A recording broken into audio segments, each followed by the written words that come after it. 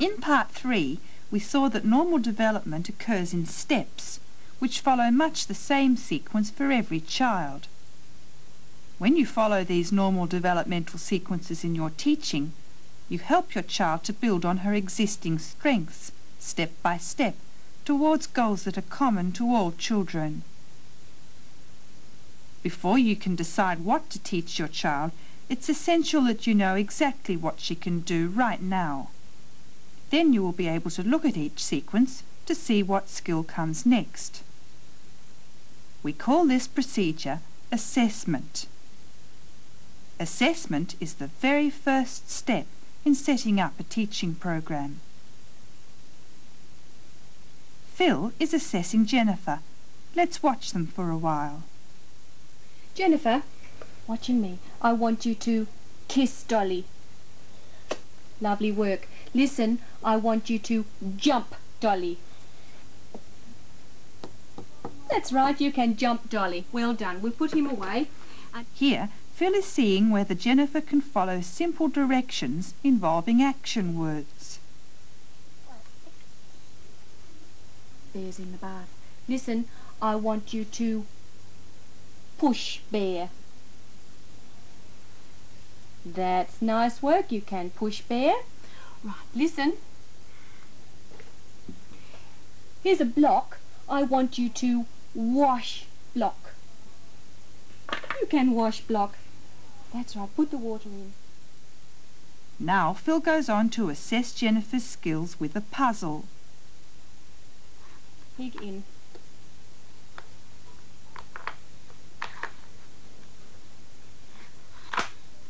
That's right, Pig went in. I'm going to make it just a little bit harder this time. I'm going to turn them upside down.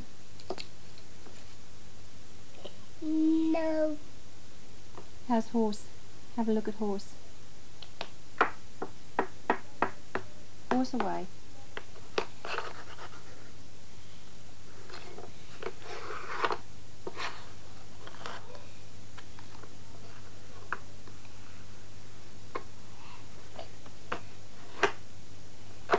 Oh yes, you put the horse in. Phil has spent some time beforehand planning what she would do in this session.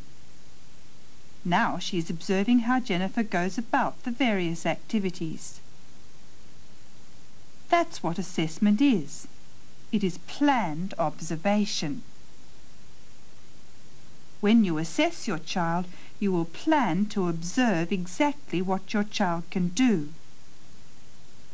To help you make accurate and objective observations, Small Steps gives you a checklist of items to assess and a method for assessing each one.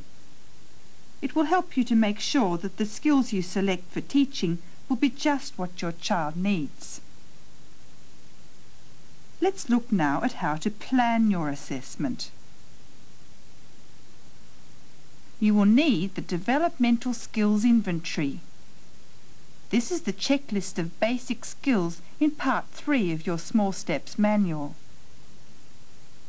Here, the skills to be assessed are grouped in subject areas: gross motor, fine motor, receptive language, and personal social skills.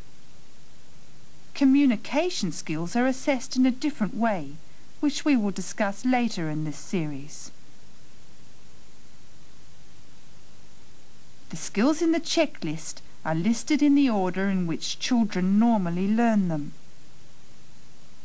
On the basis of what you know about your child, decide on a likely place to start assessing. Do this for all the subject areas.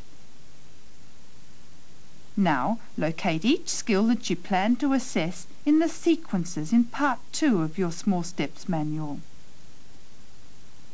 Here you will find information about how to assess each skill, the materials you will need, the method to follow, and how to score your child's response.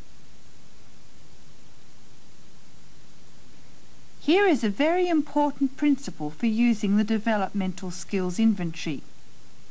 Keep assessing until you find the point in each sequence where your child begins to have difficulty. This is the information that will help you decide what to teach next. You hold the paper and cut right across. Oh, beautiful. Again. Great, Miff. Let's put that away. Let's have another one. Here, Rosemary is assessing Miffy. First she assesses cutting and then colours. Notice how in each sequence Rosemary starts with something that is easy for Miffy and keeps going until she finds the point where problems begin.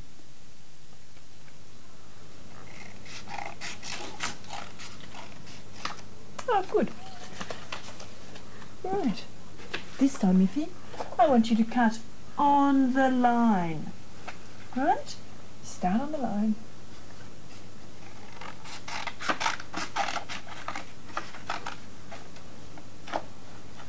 Ready? Keep going.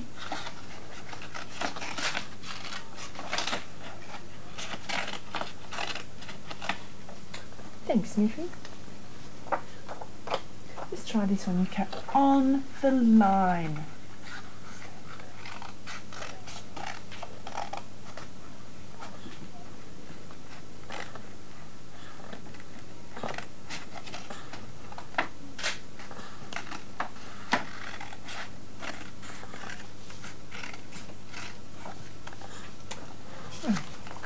Last thing, Miffy, I want you to cut out the square.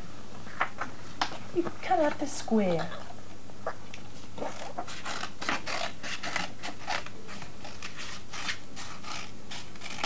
You finished? Yes. Right. Put that one away. Assessing differs from teaching in that the teacher does not step in to prevent or correct mistakes or to help in any way. She accepts all the child's attempts to complete a task. The purpose here is not to teach, but to find out. Look, Miffy, I can put yellow with yellow. Right? You put blue with blue.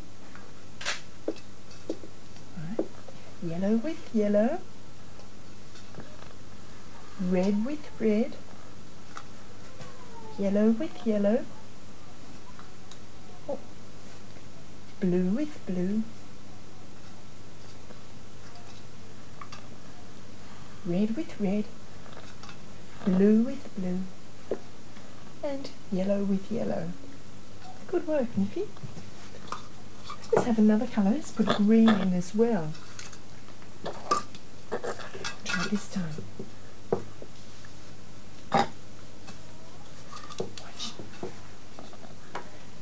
Watch, Miffy. I can put green with green. You put blue with blue.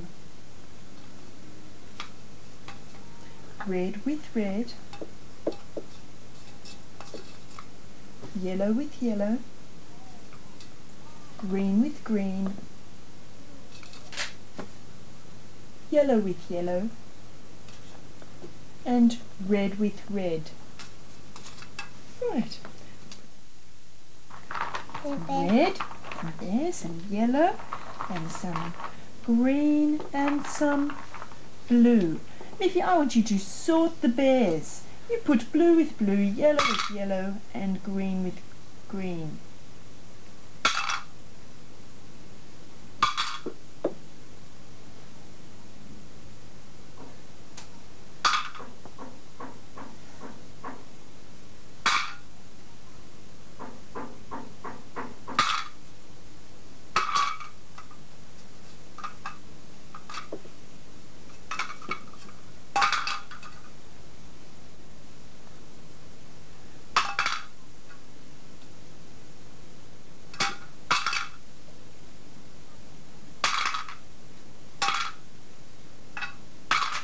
All finished? Yes. Right. Give me the blue bear. Right, put that one in. Let's swap them round. Miffy, give me the red bear.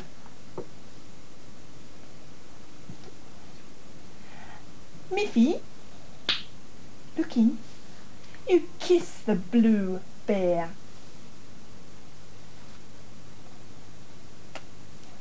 Right, nice kiss. Now listen, Miffy, point to the green bear. Oh, kiss for the big one. Right, let's put those away. Here are the sequences that Rosemary assessed. Miffy scored well on the first 3 steps, but had difficulty cutting out the square. Similarly with colours, Miffy had success with matching 3 and 4 colours, but could not sort or select colours. This information will tell Rosemary exactly where to start in Miffy's new teaching program. Oh, beautiful, good girl. You've cut the square in 2. We do some more? More, right. One very important principle of assessment is to make it as enjoyable as possible, so that your child will show you the best that she can do. While it makes little sense to help her with the tasks you are assessing, you will want to give her every chance to do the best she can without your help. Choose a time when your child is in good health and clear up any worries you have about her eyesight or hearing and so on before you start. Don't expect your child to sit through long assessment sessions. Plan to do a little each day. If your child does not respond to an activity, try it again another time, perhaps making more of a game of it. When a child continues to reject activities, despite encouragement, it can be a sign that some special work on attending and responding skills should be the first priority in the child's teaching program. When you assess, aim to alternate different kinds of activities: listening, fine manipulation, active exercises, and so on. Whenever possible, assess skills in the environment in which they are normally used. Feeding skills, for example, should be assessed at mealtime. Turning pages can be assessed at story time. Young babies should need no special assessment sessions at all, because everything you need to assess can be fitted into your usual daily activities. Always try to start and finish a session on a note of success, so that your child will feel a sense of achievement and be ready for more. Watch how Phil and Susie are enjoying their assessment session together. Turn the page. And we found the bears. There they are, the bears. Turn the page. Good work, Susie. You found the pussycats. Hello, puss. Puss, puss, puss, puss, puss, puss. Puss, puss, puss, puss, puss. Yes, pussycat. Susie can put the block on. Lovely work. For me, thank you. You put this one on for me. Put that one on. Oh, nice work. You can put them on. It is, of course, impossible to have an error-free assessment session. If your child has made no errors at all, then you haven't found the upper limits of what she can do. But failures should be treated lightly, so that the child is not discouraged. Remember that assessment is not a time for teaching, it's a time for finding out. See how Rosemary responds as Luke makes an error in his drawing. And I've got V. V, that's right. Luke, draw V. Hold it down here, that's the ball. Go. So V. You draw V again. Rosemary doesn't comment. She gives Luke the chance to try again. Up. Nice work.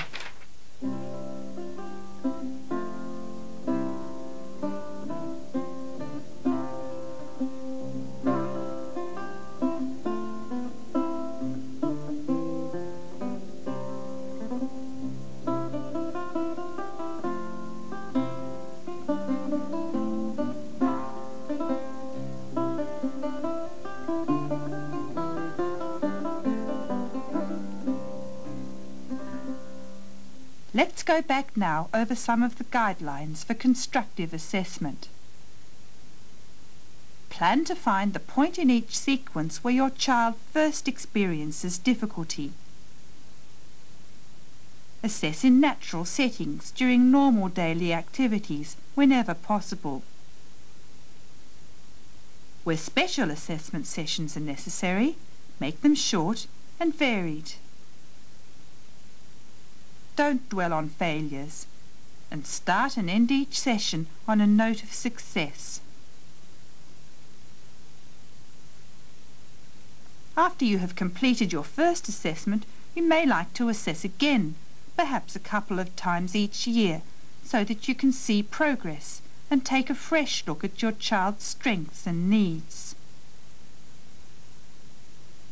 The time that you spend planning and carrying out your assessment will be time well spent.